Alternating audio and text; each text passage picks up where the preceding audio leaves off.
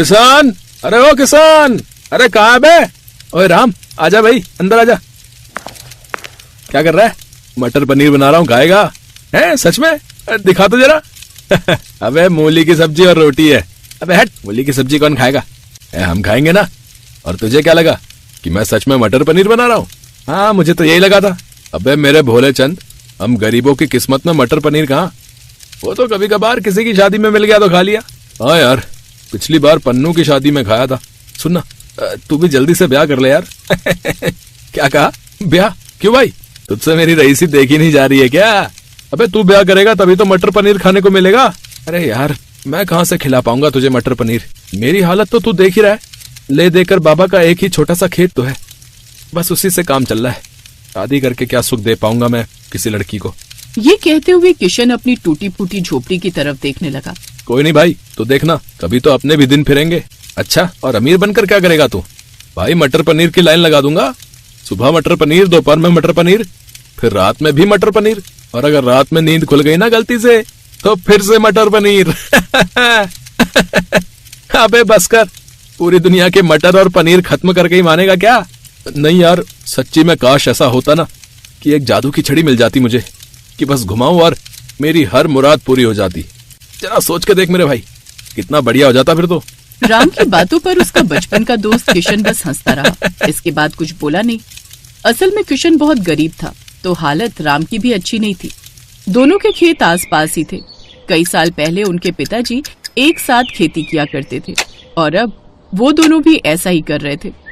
फिर उसी दिन दोपहर में जब दोनों दोस्त अपने अपने खेत समतल कर रहे थे। सुन किशन, अब की बार क्या बोएगा तू? गेहूं ही बोऊंगा भाई, गेहूं ही सही है। साथ में कुछ हो ना हो, रोटी बनाओ और प्याज नमक के साथ खा लो। क्या हुआ, हंस क्यों रहा है? मैं सोच रहा हूँ मटर पनीर बो देता हूँ। है? सही है। सुन, जब उग जाए तो मुझे भी बुला लेना, मैं भी खाने आ जाऊंगा। किशन भले ही पैसों से गरीब था, लेकिन था एकदम जिंदा दिल।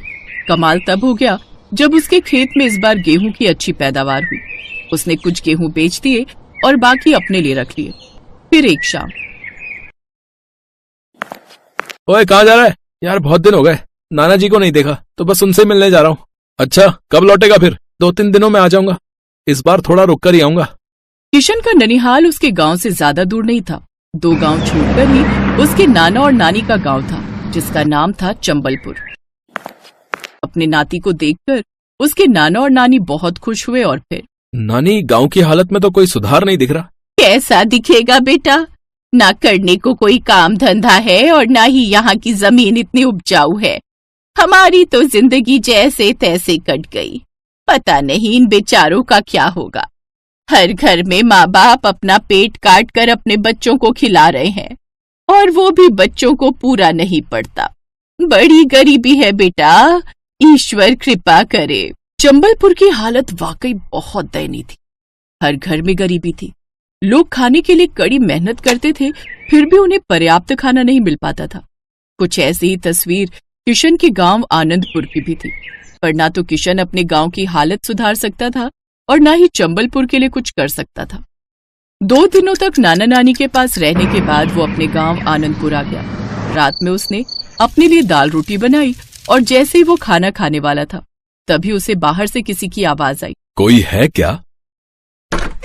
प्रणाम बाबा। खुश रहो बच्चा, मैं कई दिनों से भूखा हूँ। पेट में अन्न का दाना भी नहीं गया, कुछ खाने को मिलेगा? हाँ हाँ बाबा, आइए ना, आप यहाँ बैठिए। किशन ने झट से साधु के लिए दरी बिछाई और फिर थोड़ी ही देर में किशन साधु के लिए वो दाल रोटी लेकर आ गया जो उसने अपने लिए बनाई थी। साथ में उसने प्याज भी रख दिया। साधु ने बड़े चाव से खाना खाया और जब उनकी भूख खत्म हो गई। बच्चे, भगवान तुम्हारा भला करे, तुमने एक भूखे साधु को खाना खिलाया है। वैसे नाम क्या है तुम्हारा? जी किशन नाम है मेरा। बेटा किशन, तुम्हारे लिए तो भोजन रखा है ना? हाँ बाबा, आप मेरी चिंता ना करें, मैं अपने लिए दोबारा बना लूंगा। किशन की बात सुनकर साधु बहुत खुश हुए। उन्होंने किशन के सिर पर हाथ रखकर कहा, तुम बहुत अच्छे लड़के हो, मैं तुमसे बहुत खुश हूँ। बेटा, मैं तुम्हें कुछ देना चाहता हूँ।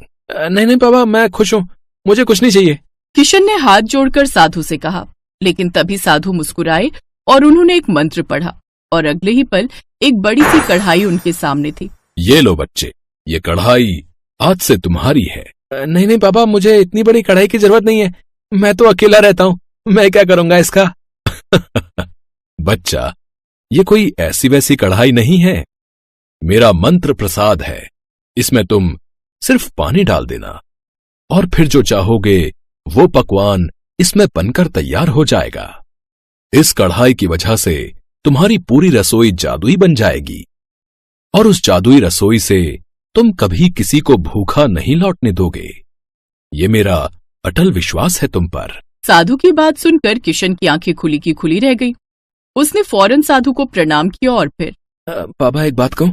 बोलो बच्चा। मुझे ऐसी ही एक और जादुई रसोई चाहिए।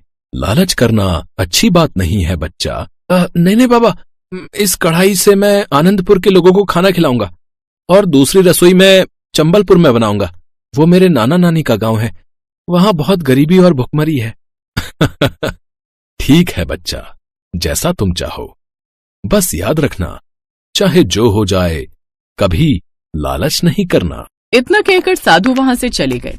उनके जाते ही किशन के आंगन में अब एक और कढ़ाई थी। किशन झट से दोनों कढ़ाइयों को अपनी रसोई में लेकर गया। वहां कढ़ाई रखते ही उसकी रसोई जादुई हो गई। रसोई की हर चीज चमक रही थी। किशन ने झट से एक कढ़ाई में पानी डाला और ऐसा करते ही जादुई रसोई ने कमाल दिखाना शुरू कर दिया। उसने पहली बार उस कढ़ाई से मटर पनीर बनाया और फिर उसने राम को भी बुला लिया। राम, मेरी बात ध्यान से सुन। मेरे पास ये 2 कढ़ाई हैं, मैं इनमें से एक को यहां रखूंगा। तू कल से इसमें खूब सारा खाना बनाना और लोगों को खिलाना, और दूसरी कढ़ाई से मैं अपनी नानी की रसोई को जादुई बना दूंगा और फिर मैं वहां के गरीबों को भी मुफ्त में खाना खिलाऊंगा। ठीक है भाई, पर तू यहां आता तो रहेगा ना? हाँ, मैं हर 2 दिन में आता रहूंगा। राम ने वैसा ही किया जैसा किशन ने बताया था। गरीबों को मुफ्त खाना खिलाना शुरू कर दिया। उधर चंबलपुर में किशन ने उस कढ़ाई की मदद से अपनी नानी की रसोई को जादुई बना दिया। वो दिन भर कढ़ाई में पानी डालकर खाना प्राप्त करता और गरीबों को भरपेट खिलाता। ऐसे ही कई महीने बीत गए। दोनों गांव में अब कोई भूखा नहीं सोता था। फिर एक दिन किशन अपने गांव आनंदपुर आया तो उसने देखा पूरा गांव बाढ़ में डूबा पड़ा था। ये देखकर किशन बहुत घबरा गया। हे भगवान, ये क्या कर दिया? ये किस बात की सजा दी है आपने मेरे गांव को? किशन का इतना कहना था कि तभी उसके बगल में वही साधु प्रकट हुए। ये लोग अपनी करनी खुद भुगत रहे हैं। बाबा आप? लेकिन इन्होंने क्या किया? तुम्हारे दोस्त के मन में लालच आ गया था। वो जादुई रसोई से खाना बनाकर बेचने लगा, वो भी बहुत महंगे दामों पर। और जब गांव वालों को इस जादुई कढ़ाई के बारे में पता चला तो वो सब भी इसे छीनने और लूटने में लग गए। बस इसी छीना झपटी में कढ़ाई का पानी नीचे गिर गया और इस गांव में बाढ़ आ गई। इन सब पर दया करें महाराज और इन सबको बचाने का उपाय बताएं। इन सबको माफी मांगनी होगी। हाँ, हम सब माफी मांगते हैं, माफ कर दीजिए साधु महाराज। ठीक है, मैं इस गांव को पहले की तरह कर देता हूँ। साधु बाबा ने फिर से एक मंत्र पढ़ा और अगले ही पल सारे गांव का पानी उनके कमंडल में समा गया। इसके बाद पूरे गांव ने कभी लालच न करने की कसम खाई और फिर सब ठीक हो गया। शीतल फोन पर बात करते हुए रोए जा रही थी। उधर से उसकी माँ उसे समझाते हुए चुप करवा रही थी। मम्मी, मेरे काले रंग के लिए यहाँ सब मुझे ताने देते हैं। इसमें मेरी क्या गलती है अगर मैं काले रंग की हूँ? क्या काले रंग के लोग इंसान नहीं होते? अब तो बहुत मन खराब होता है मम्मी। मुझे आपकी बहुत याद आ रही है, मैं बहुत परेशान हूँ। रो मत बेटी, सब ठीक हो जाएगा। एक दिन तेरे ससुराल वालों को तेरी अच्छाई का एहसास जरूर होगा। शीतल फोन रख देती है और कमरे से बाहर आकर रसोई के कामों में लग जाती है। मम्मी जी, रसोई में मसाले खत्म हो गए हैं। आपके घुटनों में दर्द है और मैं जा नहीं सकती, मैंने मशीन लगाई है, कपड़े धोने लगी हूँ। अरे तो ये शीतल क्या कर रही है? इसे भेज दे मसाले लेने के लिए। वैसे भी इसकी काली शक्ल देख देख कर दिमाग और खराब होता है। थोड़ी देर घर से बाहर रहेगी तो घर में उजाला रहेगा। शीतल, जाओ बाजार से रसोई के सारे मसाले खरीद लाओ। एक भी मसाला छूटना नहीं चाहिए। मैंने लिस्ट में सारे मसाले लिख दिए हैं। जी भाभी, मैं ले आती हूँ। हमारी ही किस्मत फूटी थी जो ऐसी काली बहू मिली। कोई ऐसा मसाला भी ढूंढ लाना जिसे खाने से तेरा रंग गोरा हो जाए। शीतल अपनी सास की बातें सुनकर चुप रहती है क्योंकि ये सब वो रोजाना ही सुनती थी। शीतल बाजार तो चली जाती है पर उस दिन बाजार बंद था। भैया, ये राशन की दुकानें क्यों बंद हैं? बहन जी, सोमवार सारी दुकानें बंद रहती हैं। अरे आज तो सोमवार है, मुझे तो ध्यान ही नहीं रहा। शीतल को तो ध्यान नहीं रहा, पर उसकी जेठानी और सास को ये बात अच्छे से पता थी। मम्मी जी, हमने अच्छा किया, आज सोमवार की छुट्टी होती है। वो बेचारी शीतल बाजार में मसाले की दुकान ढूंढ रही होगी। आप शीतल को तंग करने का कोई मौका नहीं छोड़ते हो। छोड़ना भी नहीं है, मैं तो सच में उससे बहुत नफरत करती हूँ। घूमती रहने दो धूप में बाजार में, जब खाली हाथ लौट कर आएगी तो अच्छे से सुना देंगे। शीतल बहुत परेशान थी। बाजार में मसाले की कोई भी दुकान नहीं खुली थी। शीतल घूमती रही। दोपहर में धूप बहुत तेज हो गई थी। शीतल को बहुत प्यास भी लगी थी। वो एक दुकान से पानी खरीदने जाने लगी तो उसने सड़क के किनारे एक बूढ़ी औरत को बेहोश देखा। हे भगवान, ये कौन है? बेचारी लगता है धूप से बेहोश हो गई है। मैं भैया से पानी खरीद कर लाती हूँ। भैया, जरा एक बोतल पानी देना। शीतल पानी की बोतल लेकर उस औरत के पास जाती है और उसके मुंह पर थोड़ी सी पानी के छींटे डालती है। औरत होश में आ जाती है। शुक्रिया बेटी, तुम्हें देखकर बहुत अच्छा लगा।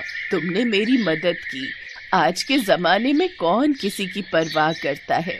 बेटी, एक काम और कर दो, कुछ दूरी पर मेरा घर है, मुझे वहां तक छोड़ दो। बहुत कमजोरी महसूस हो रही है। क्यों नहीं दादी माँ, जरूर, चलिए।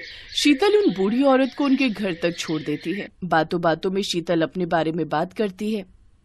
बेटी, मैं तुम्हें बताना चाहती हूँ कि किसी जमाने में मैं एक मशहूर जादूगरनी थी। अब उम्र के साथ मैंने जादू करना छोड़ दिया है, पर मैं तुम्हारी मदद जरूर करूँगी। बेटी, मैं तुम्हें जादुई मसाले दूंगी। उन मसालों के इस्तेमाल करने से घर पर सभी लोगों का व्यवहार तुम्हारे लिए अच्छा हो जाएगा। सब तुमसे बहुत प्यार से बात करेंगे और सब ये भूल जाएंगे कि तुम्हारा रंग काला है। इससे तुम्हारी जिंदगी में खुशियाँ आ जाएंगी। पर एक बात का ख्याल रखना बेटी, ये मसाले हमेशा जादुई रहेंगे, पर हर रविवार की रात इन मसालों का जादू काम नहीं करेगा। इसलिए तुम्हें बहुत सावधानी रखनी है। तुम्हें उस रात किसी के भी सामने नहीं जाना, नहीं तो फिर से सब कुछ पहले जैसा हो जाएगा। उसके बाद ये मसाले अपना जादू नहीं दिखा पाएंगे। मैं ध्यान रखूंगी दादी माँ, आपका बहुत बहुत शुक्रिया। आपने मेरी सारी चिंता दूर कर दी। शीतल वो जादुई मसाले लेकर घर आ जाती है। मसाले इतने सुगंधित थे कि उसकी सास और जेठानी कुछ बोल ही नहीं पाए।